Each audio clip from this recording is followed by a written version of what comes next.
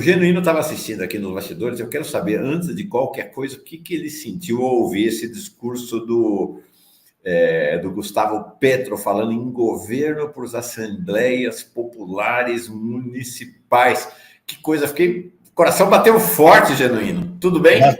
Tudo bem, Mauro, bom dia. Bateu forte, fiquei animado de ter na América do Sul presidente de um país em crise, depois de vários acordos de paz, fazer um pronunciamento que indica um governo de participação popular de maneira efetiva, de maneira autônoma. Ele tentou uma política de conciliação nacional, a direita e a extrema-direita boicotou, e ele agora está fazendo uma coalizão popular. E eu acho que é animador o discurso do Petro. Não tem outra saída. Ou, nas condições da crise do imperialismo e do neoliberalismo, ou se enfrenta com um programa popular e mobiliza as ruas, a sociedade, ou então a gente fica encabrestado pelo Deus do mercado, Deus do juro, Deus do teto, Deus da privatização, o Deus de que não dá para mexer no tripé da ordem econômica. Juros, teto e privatização. Daí o que eles estão fazendo. E, evidentemente, que essas alianças amplas, elas têm que ter um limite. E eu acho que o limite é dado pelo programa. E o programa, quem sustenta ele estrategicamente é um polo de esquerda. E a mobilização da sociedade. Eu acho que, no Brasil, nós estamos vivendo um momento crítico da relação do governo eleito com o Congresso eleito. Um Congresso de maioria conservadora e um governo com propostas progressistas. Como é que você vai resolver esse desenlace? Nós temos que mudar a maneira de se relacionar com o Congresso Nacional. Eu continuo achando que o governo não pode empoderar muito o Lira. Ele tem que negociar com cada partido, mas não pode ficar só na negociação com o partido. Está na hora dos movimentos se organizarem em plenárias, em assembleia, para apoiar o governo na execução de uma pauta popular. A esquerda não tem outra alternativa se não for essa, senão ela vai ser domesticada pela agenda neoliberal. Não quero fulanizar, mas a gente menciona os nomes porque eles são representativos de correntes. Este é um debate em aberto no PT, Genuíno. A gente tem, por exemplo, no Rio de Janeiro, os líderes, ou como eu prefiro chamar os donos do PT no Rio de Janeiro, o André Siciliano e o Quaquá, que acham que a frente é tão ampla que envolve os bolsonaristas, né? O Quaquá toda hora está aí aparecendo com foto ao lado do Pazuello. A gente tem em São Paulo o líder do PT, que é o Gilmar Tato, que está articulando apoio, ou que deseja romper o acordo feito com o PSOL para apoiar o atual prefeito de São Paulo, que é do MDB, mas é o candidato da extrema-direita em São Paulo, venceu a disputa interna na extrema-direita com o Ricardo Salles. Então parece assim, a frente é tão ampla, tão ampla, tão ampla, que de repente o bolsonarismo está dentro da frente para esses segmentos do PT, né, Júnior? Aliás, Mauro, uma informação, esse caso do Vaguinho, a primeira grande divergência no PT foi na eleição de 2020, quando todos os ex-presidentes do partido lançaram uma nota pública chamando a atenção do Diretório Nacional para não apoiar o Vaguinho como prefeito de Belford Roxo. Nós fomos derrotados, os presidentes de partido, Olívio Dutra, Tasso Genro, Zé Disseu, eu, Rui Falcão, Bezoini, fizemos uma carta ao partido chamando a atenção para isso. O partido a maioria não levou em consideração. E aí, olha bem o que gerou. Gerou uma aliança com o Vaguinho, essa aliança continuou em 2022, elegemos a Daniela, e ela apoiou Lula, e se criou uma situação esdrúxula, porque ela representa o quê? Entendeu? Então, eu acho que o método de trabalho de formar a frente ampla, ele está muito improvisado, ele está muito espontaneísta. Não pode ser assim. A base é o programa, são os limites, são os objetivos. Então, eu acho que o PT hoje está diante de uma encruzilhada. Ampliar não é o caminho para realizar um governo progressista. Por outro lado, nós temos que combinar um núcleo mais forte da esquerda com ampliação pontual. Eu sempre defendi que a aliança com a direita pode ser pontual, não pode ser permanente, que leve a formar um bloco, porque isso vai rebaixar o programa. E na hora H, essa direita e a extrema-direita dá o bote. Ela dá a volta por cima, como fizeram em 2016. Então, o PT está diante desse desafio. Eu acho que o partido deveria articular um polo de esquerda, inclusive com os movimentos sociais. Essa frente de esquerda, essa frente popular, ter uma plataforma básica de apoio ao Lula com base nela, de apoio ao Lula para enfrentar a extrema-direita e de apoio ao Lula para peitar a agenda do mercado. E é importante que os parlamentares do PT e os ministros do PT assumam uma posição mais combativa. Por que na pesquisa dos ministros aparece o Flávio Dino em primeiro lugar? Porque o Flávio Dino faz enfrentamento. Não dá para governar nessas condições, Mauro, sem enfrentamento. O mundo não está para apaziguamento. O mundo está para crise. Veja o que está acontecendo em todas as áreas, judiciário, Forças Armadas, quer dizer, na economia, a situação é de polarização democrática. E eu acho que o Lula, ainda bem que o Lula vai falar hoje, vamos ver como é que vai ser o podcast dele, mas eu acho que tem que ser uma rotina. Eu acho que os ministros da articulação política têm que afinar mais o discurso e atuar como um corpo único. E o partido ter autonomia em relação ao governo para ir para as ruas, articular, se reunir, fazer convenções, fazer plenárias, fortalecer a relação do PT com as ruas e com o movimento social. Genuíno, é uma coisa interessante nessa linha de argumentação dos que defendem essa aliança sem limites com a direita e até a extrema-direita, é que tem um discurso que a gente ouve Quaquá, André Siciliano, o próprio Gilmar Tato, que eles dizem assim: essa é a maneira do PT ter votação, essa é a maneira do PT ficar popular, vocês têm... Nós vamos, né, o Gilmar Tato fala, apoiar o Boulos em São Paulo é ser derrotado. Nós precisamos ganhar a eleição, e para ganhar a eleição precisa de um outro tipo de coisa. Ele fala de candidato próprio do PT em São Paulo, mas todo mundo sabe que é para apoiar o prefeito. No Rio, a mesma coisa. Né? O discurso do André Siciliano e do Quaquá é que precisa fazer essa ampliação, senão você perde base popular. Mas é curioso, porque o Gilmar Tato, que tem esse discurso, teve a pior votação da história dos candidatos a prefeito do PT em São Paulo, 8%, não chegou a 9% do total de votos, foi o sexto colocado em 2020. E eu tenho dito aqui nos últimos dias, essa história lá de Belfort Roxo, o Lula caiu no conto do vigário, porque eles prometeram que o apoio do Quaquá e da Daniela, do primeiro para o segundo turno, levaria o Lula a uma vitória estupenda em Belfort Roxo e na Baixada Fluminense, e Bolsonaro teve mais votos no segundo turno do que no primeiro turno, depois do apoio do Vaguinho e da Daniela. Então, é uma ideia falsa essa de que esta aliança traz voto para o PT, e o André Siciliano teve uma votação humilhante também lá para o Senado no Rio. Né? Olha, esse é o problema da descaracterização do PT para manter a qualquer custo o governo. Isso não é o caminho correto. Ampliar, você dá a volta e vem para o mesmo ponto de antes, que é manter o status quo. Essa política vai descaracterizar o PT, vai descaracterizar uma aliança de esquerda, que nós temos que promover essa aliança nas eleições municipais, discutir isso em Porto Alegre com o PT, PCdoB, PSOL, com a Manu, discutir aqui em São Paulo com o Boulos. No Rio de Janeiro, o pessoal está se preparando para apoiar Eduardo Paes, aí o PT perde a sua identidade numa capital importante. Minas Gerais, Belo Horizonte é uma situação delicada e tem as capitais do Nordeste. Portanto, Mauro, essa linha de ampliando para manter o status quo leva o PT, no meu modo de entender, a uma descaracterização. E no caso do Vaguinho, não faltou aviso. Em 2020, repito, todos os ex-presidentes do PT lançaram uma carta ao Diretório Nacional apelando que proibisse a aliança com o Vaguinho. Portanto, nasceu lá. Nasceu em 2020. Aí foi sendo cultivada, veio para 2022 e agora está esse imbróglio no governo. Eu acho que nós não podemos ficar ampliando sem um balizamento programático. Eu sempre disse que a campanha tinha que balizar. A partir do balizamento, você une ou pontualmente ou estrategicamente.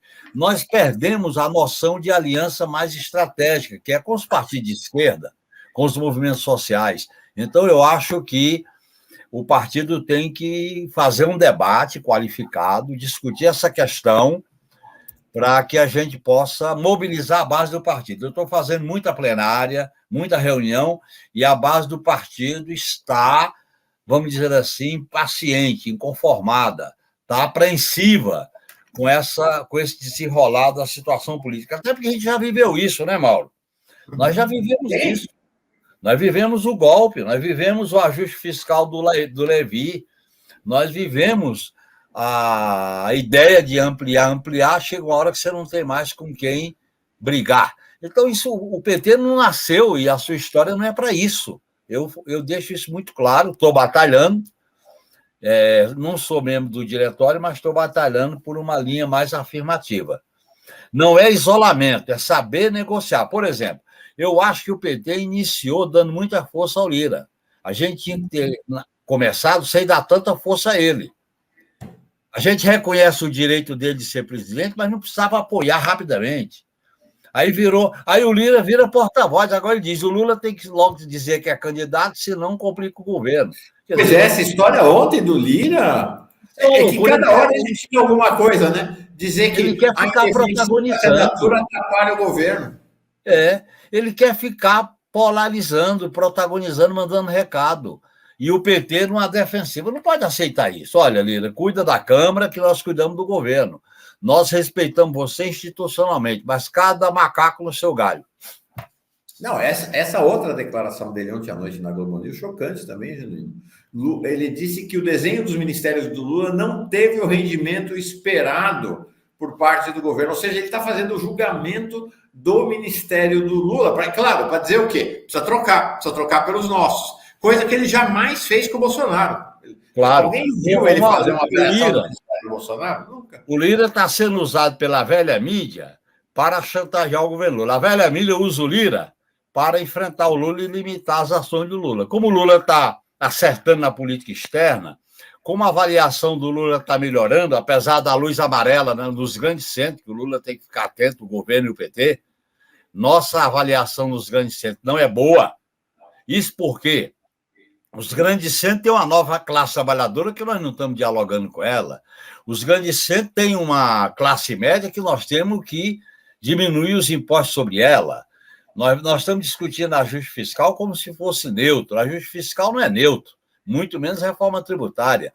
Então, nós temos que calibrar a disputa política dos grandes centros. E nós não podemos ir só para os municípios pequenos. São importantes, mas não podemos ficar só lá.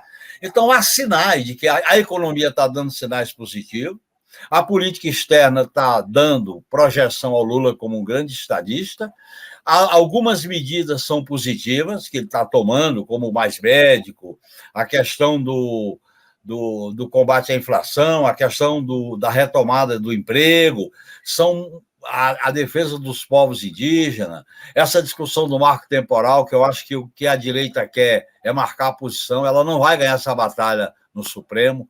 Se eles tivessem segurança da maioria no Supremo, eles votavam para votar. Por que estão segurando com o pedido de vista? Então, eu acho, a própria negociação que o Lula fez ontem com a presidente do Parlamento da União Europeia foi claro, olha, vocês têm que negociar com concessões ao Brasil e ao Mercosul. Não é só exigir, fazer exigências arrogantes para a Europa. Então, eu acho que está faltando, no meu modo de entender, um eixo político mais ofensivo, de pronta resposta, de defesa do governo. Quer dizer, a gente tem que gastar mais tempo para polarizar e menos tempo com diálogo, com reuniões e com fotografias. Genuíno, então eu queria a tua avaliação, acho que de certa maneira se começou, mais detalhada sobre essa pesquisa IPEC. A pesquisa IPEC trouxe dados interessantes de uma sustentação, uma solidez de avaliação do governo Lula. Ela está caindo, mas está se sustentando em altos níveis, acho que até normal cair. Agora, ela mostra um movimento interessante, até inesperado. quase que como se tivesse um sinal de troca de base do Lula. Então, você tem uma ampliação do apoio ao governo Lula em eleitores do Bolsonaro e uma frustração de expectativa em segmentos do eleitorado de Lula. Então, você tem uma evidente frustração de expectativa do eleitorado do Nordeste, que tinha uma expectativa, a expectativa positiva era 73%, caiu para 40%, que reduziu muito, entre os eleitores de ensino fundamental e entre os eleitores de até um salário mínimo, e mais esse fenômeno que você falou, uma redução do apoio ao Lula nos grandes centros, com a ampliação do apoio nos pequenos municípios. Portanto, um recorte de apoio ao governo Lula que lembra mais um governo conservador do que um governo de esquerda, né? Claro, é uma luz amarela. E o governo tem que calibrar melhor a disputa nos grandes centros. Nós não podemos... Um partido de esquerda, ele polariza nos grandes centros. Foi assim quando o PT nasceu, foi assim quando o Lula se elegeu pela primeira vez, foi assim na história do PT. Por exemplo, na eleição de 2022, o PT e o Lula ganharam em São Paulo e na Grande São Paulo. Perdemos no interior. Agora, o que o eleitorado dos grandes centros exige? Mais definição política, mais enfrentamento político, mais emprego, mais direitos sociais, porque tem uma nova classe trabalhadora, Mauro, que nós não incorporamos na nossa proposta de governo. O desenrola, tem que sair logo o desenrola. A questão da saúde, da educação, tem que sair rapidamente. A questão da reindustrialização do país, para gerar emprego, dialoga com os grandes centros. Portanto, eu acho que esse sinal amarelo o governo tem que ler bem. E ele ler bem significa que o PT... Governar num país como o Brasil, numa situação econômica difícil, pressupõe polarizar, pressupõe disputar. O governo não é só governar, é governar e disputar e governar. E disputar porque você ganha a população dos grandes centros para o projeto popular. Desculpe, é necessário dar visibilidade às bandeiras de um projeto popular que é melhorar os serviços públicos, que é desprivatizar os serviços públicos, que é baratear plano de saúde, que é facilitar a entrada na educação e na universidade, é enfrentar o problema da segurança pública. Eu acho que o nosso governo já devia ter criado o Ministério da Segurança Pública. Bota o Dino lá, mas é na segurança pública. Para que você tenha uma presença democrática da segurança pública no imaginário popular. Eu acho que é um recado. E esse recado, Mauro, não adianta, esse público é mais suscetível à pregação da velha mídia. Você sabe, os comentaristas, os formadores de opinião centram muito nisso, para combater o PT. E é uma ilusão. Um partido como o PT, ele pode até ter uma aceitação nos pequenos municípios, mas isso não se sustenta no momento de um aprofundamento da crise. Porque a grande disputa é nos grandes centros, a disputa de valores, a disputa de direitos, a disputa de alternativa, a disputa de futuro. Qual é o futuro que nós queremos? Por exemplo, a pauta do meio ambiente, a pauta da transição energética, a pauta da cultura, a pauta do entendimento. Isso é dialogar com os grandes centros. E nós estamos um pouco na defensiva. Então, eu acho que... Esse ensinamento que é a rigor, né, Genino? Vamos reconhecer. Vamos olhar para a extrema-direita. A trajetória da extrema-direita no mundo está baseada em confrontação, em enfrentamento e entrar nos cruciais temas culturais, que é o que conformam as pessoas. Claro. Acho que teve uma visão de que não vamos entrar nos temas culturais, isso é identitarismo. E aí a extrema-direita deitou e rolou sozinha, não tinha adversário. Deitou e rolou sozinha, porque o capitalismo hoje, Mauro, ele não quer só a mais-valia e o lucro, ele quer ganhar a consciência e o coração das pessoas, ele quer ganhar a cabeça das pessoas para a subjetividade do individualismo, do caos, do medo, do ódio. E se nós não enfrentarmos com valores solidários, com valores do futuro, com valores da vida melhor, com valores do sonho, nós não vamos disputar com essa extrema-direita. Veja o que acontece na Itália, veja o que acontece na Europa. A discussão é o seguinte, é reformas sociais.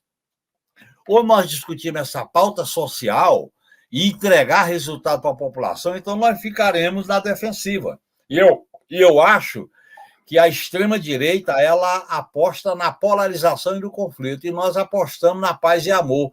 Isso não dá certo. Nós não podemos girar na pauta da extrema-direita. Nós temos que ter a nossa pauta e o nosso eixo tático, que é a alternativa à extrema-direita. Está entendendo? E eu acho que nós temos que ser criativos nas formas de mobilização, de comunicação, de organização popular, porque há uma disputa nova no mundo e no Brasil. E essa disputa nova, você começou falando do discurso do Petro. Qual foi a... Se o Petro tivesse ficado só na aliança, como ele pensou, com os ex-presidentes, ele estaria no chão, ele foi para a mobilização, porque não tem outro caminho. E eu acho que se ele tem que ganhar é com a mobilização. Os governos progressistas têm que ganhar com mobilização. Ficar dependendo só do Lira não dá. É claro que eu não estou propondo romper com o Lira, não estou propondo isso. Ele é presidente da Câmara, tem que respeitar. Agora, nós não podemos aceitar que ele é o grande mediador do Centrão, não é. Para nós tem que ser partido por partido, bandeira por bandeira. E vamos negociar com ele institucionalmente. É uma postura diferente da maneira de negociar, da maneira de se relacionar com a institucionalidade. Agora, o próprio Supremo, veja bem, o Poder Judiciário, Mauro, nós temos que fazer um debate sobre o que aconteceu com o país e essas denúncias que estão vindo à tona. Isso vai ficar assim? Nós vamos passar a mão na cabeça? O Cacai tem razão, tem que ter uma Comissão Nacional da Verdade para avaliar as irregularidades do sistema de justiça, a começar pelas operações centradas no Lava Jato. Então, nós temos que ter mais combatividade, ter mais criatividade para enfrentar essa extrema-direita que está muito ousada. Ela está muito desaforada, no meu modo de entender. Genuíno, tem uma questão, vou trazer aqui a questão do Joaquim Silvino, que é uma questão que angustia, eu sinto angustia todo mundo na esquerda, que é, tirando aqui a palavra alienada, né? Como colocar o povo na rua? Essa é uma indagação que atravessa a esquerda, né? Sinto uma certa ideia de impotência, né? De não aí, Mauro, por quê? Porque nós saímos das ruas com a vitória do Lula. Em primeiro lugar, isso. Foi um erro sair das ruas. O 8 de janeiro, nós devíamos ter promovido uma manifestação de rua contra os golpistas. Como nós saímos para as ruas, nós temos que reconstruir a volta às ruas. Como é que você constrói? Com criatividade.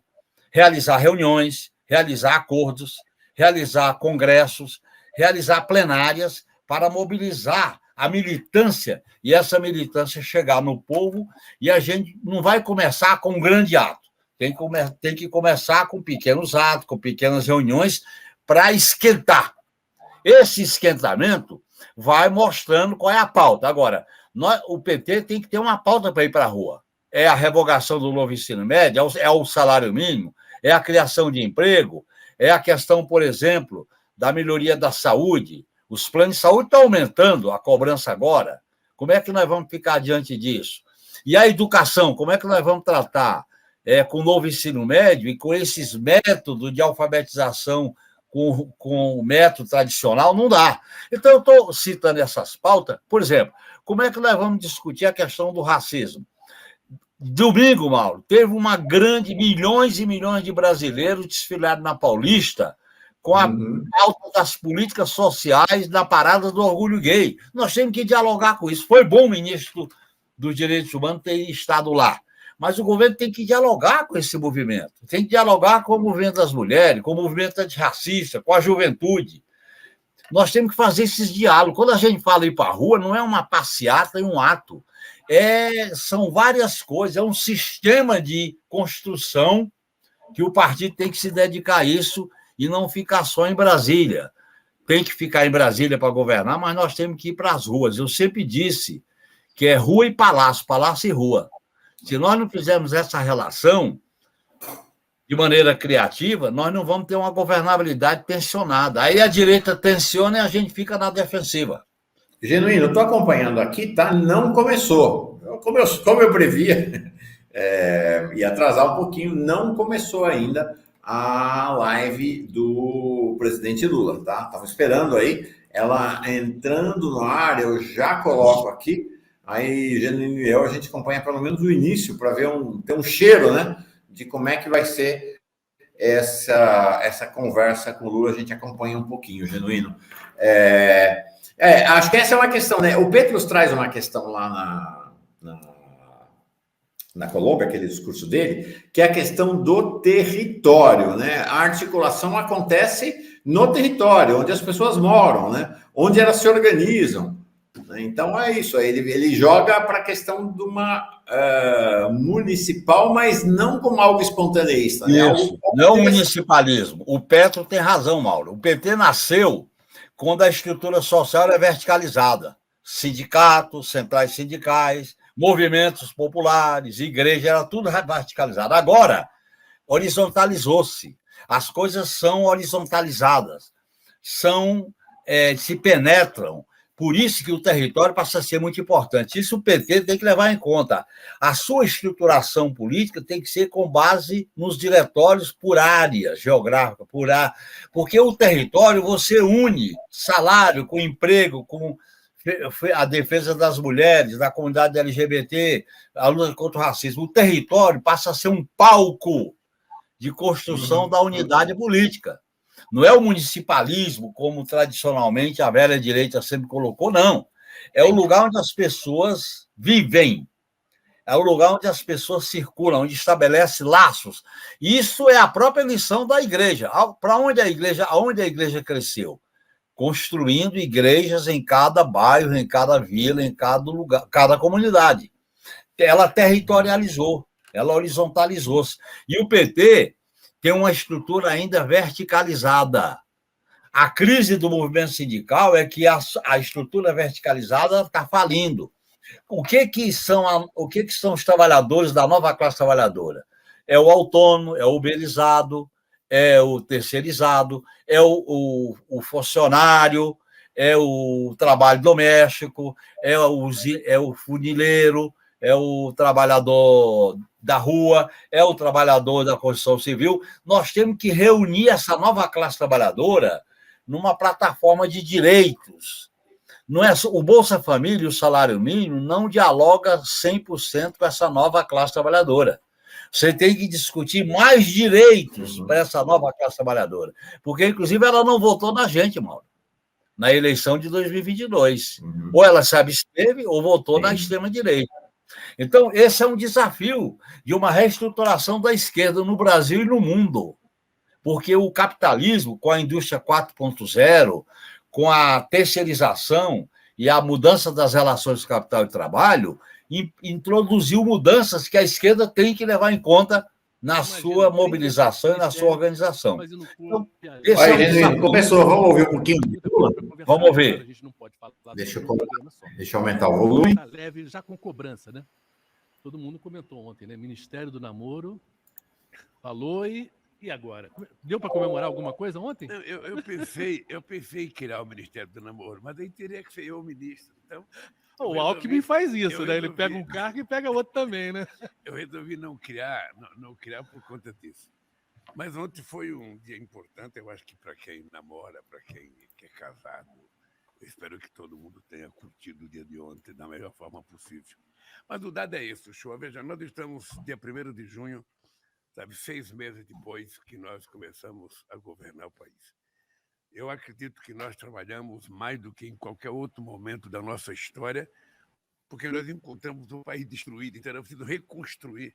E quem sabe, quem já reformou uma casa, quem já reformou uma garagem, quem já reformou um muro, sabe que fazer a reforma e reconstruir é muito mais difícil do que fazer uma coisa nova. Como nós tínhamos uma quantidade... Aí, Lula e Marcos do Show agora, ao vivo, na primeira live de Lula, conversa com o presidente. Eu recriar essas políticas públicas para, a partir de agora, a partir do dia 2 de julho, lançar um grande programa de obras, um grande programa para o desenvolvimento nacional com obras de infraestrutura em todas as áreas. É isso que vai acontecer no país e, por isso, eu estou satisfeito, sabe, com o trabalho que nós estamos fazendo. Bom, 37 ministérios e muita coisa sendo feita. Agora eu queria tocar um pouquinho, talvez não toque mais pessoas, né? Esse órgão sensível que todos nós temos, que são várias pequenas coisas que ao longo desses meses a gente foi notando, né? O salário mínimo, eu até anotei aqui, porque é muita coisa, gente. Salário mínimo é aumento real, né? A correção da tabela do imposto de renda, que atende 13 milhões de pessoas. preço dos combustíveis, gás, de cozinha, em casa, isso faz muita diferença. O Minha Casa Minha Vida é uma coisa também para frente, que também vai tocar no bolso. Antecipação do 13º para os aposentados, enfim, muita gente também falou, né? Era um programa. Quer dizer, são várias coisas, acho que no final das contas vai somando, né? E vai melhorando a situação para as pessoas, né? Olha, eu sempre disse, desde que eu ganhei em 2003, que governar é como você plantar uma árvore. Ou seja, você plantou uma árvore frutífera, você tem que aguar, tem que ter sol e você tem que esperar os frutos aparecerem. Primeiro aparece uma flor, depois aparece um botão, depois esse fruto vai crescendo, vai ficando bom, vai ficando maduro, a gente come. Ou seja, nós estamos nessa fase de que amadureceu já. Nós já sabemos, sabe, o que fazer daqui para frente. Nós sabemos que nós temos que fazer muito mais do que nós fizemos em qualquer outro mandato que nós tivemos, porque nós precisamos reconstruir o Brasil. Eu chego em estado por aí, cada estado que eu chego, eu pergunto se alguém lembra alguma obra de infraestrutura feita pelo governo passado. Ninguém lembra. Ninguém lembra. Ninguém. Em nenhum estado que eu vou, ninguém lembra de obra. Então, nós temos que reconstruir. Só para você ter ideia, Uchoa, nós encontramos 14 mil obras paradas. 14 mil. Só na área da educação são 4 mil obras paradas. No Minha Casa Minha Vida são milhares de casas que ficaram paradas desde o tempo do governo Dilma. Então, tudo isso é um processo de estudar para saber se a estrutura está boa, para a gente reconstruir essas casas, para a gente refazer a escola de tempo integral, para a gente refazer as creches. Quase 1.000 creches que estavam paralisadas. Então, esse trabalho é extraordinário porque o Ministério é muito bom, as pessoas são muito capazes, as pessoas estão com muita vontade, mas muita vontade mesmo, e eu só acho que o povo brasileiro tem que ter um pouquinho de paciência, porque não vai ter fake news no nosso governo. Quando a gente resolveu aumentar o salário mínimo, a gente disse, ele vai aumentar um pouquinho agora, mas daqui para frente, todo ano o salário mínimo vai ter aumento real. Quando a gente resolveu aumentar a tabela do imposto de renda para R$ 2.640, é porque a gente quer chegar a 5 mil. Aí a gente está transmitindo na Pós-TV Fórum, estamos transmitindo ao vivo. Acho que deu para dar uma ideia. O José Sebastião dizendo que está muito baixo. Mas não é nós aqui, não, é lá. O microfone do Marcos Ochoa visivelmente está mais baixo. Eu queria fazer uma observação antes de sair. Quando nós ganhamos a eleição em 2002... Uma avaliação aí desse início de Lula. Tá.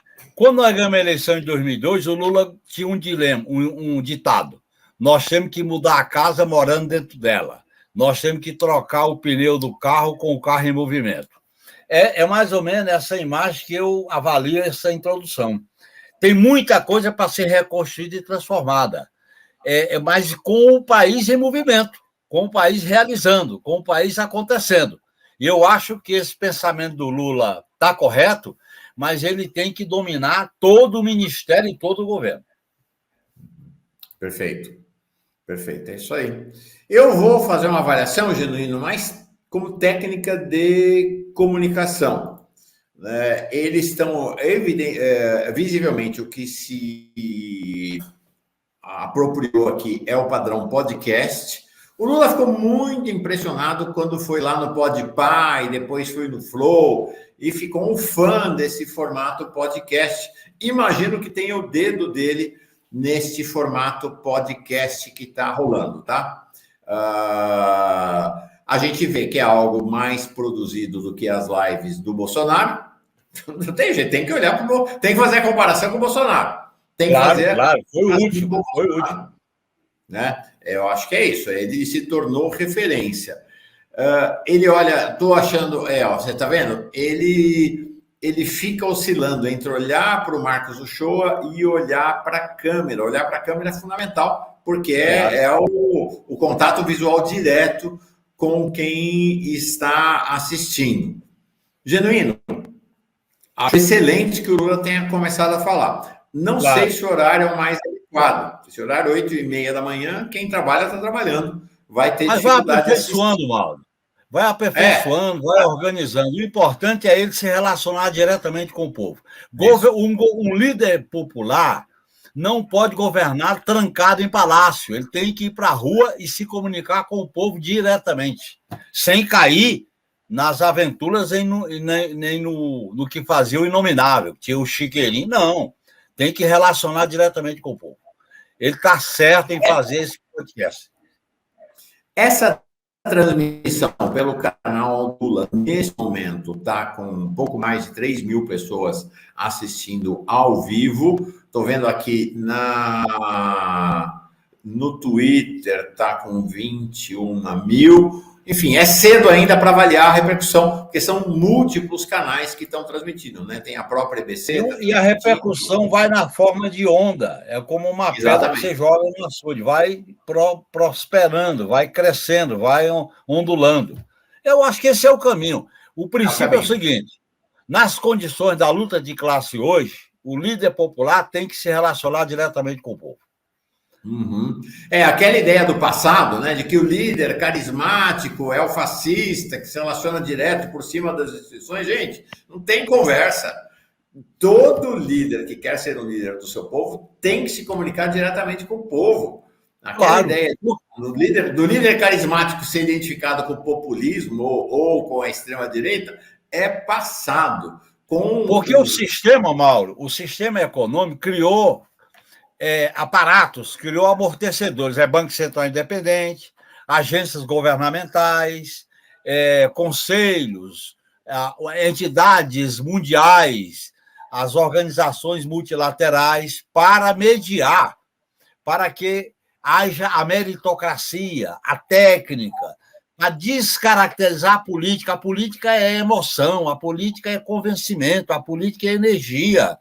E os partidos e os líderes têm que transmitir isso para o povo, com o devido cuidado, para não cair em fake news, para não cair em manipulação, mas dizer a verdade e emocionar as pessoas.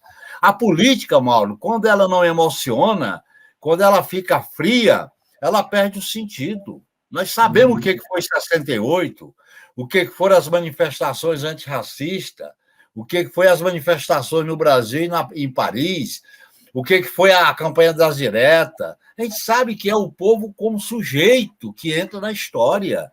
Essa visão do neoliberalismo é a toga, é a farda, é Banco Central Independente, é agências de governo, é a meritocracia que empodera o Estado. Isso não dá. Isso atende ao capital, não atende ao povo. Uhum. É isso aí. Vamos ver. Como eu disse, está nesse momento 3.600 pessoas no canal do Lula, no canal da ABC 600 pessoas, no Twitter mais, tem o Facebook, são múltiplas expressões, tem aqui a Fórum, outros canais progressistas, um monte de gente transmitindo. Vamos ver se ao final do dia vamos fazer um balanço do que foi este primeiro encontro. Como falou o Genuíno, é a primeira. Demorou demais, demorou 6 meses, né? Lula até faz referência aos 6 meses, 5 meses e meio, mas chegou, né? E vamos ver se agora isso se torna frequente. Não havia até ontem uma informação sobre frequência, né? É um mantra da comunicação. Comunicação é frequência. Não adianta nada fazer uma live e fazer outra no segundo semestre, né? Comunicação é frequência. Comunicação é frequência. Então vamos ver. Processo. É coisa sistêmica. Vamos ver o que acontece a partir de agora, a partir de hoje, depois da live e da repercussão. Qual é a notícia que a SECOM nos trará? Quanto? Vai ser uma vez por semana? Vai ser 2 vezes por semana? Vai ser todo dia? Lá no México é todo dia. Todo dia o presidente fala com o povo através das lives. Vamos ver como é que vai ser esse desdobramento, né, Genuíno? É isso aí, Mauro. Um abraço, hein, Mauro? Até terça. Um abraço. Obrigado.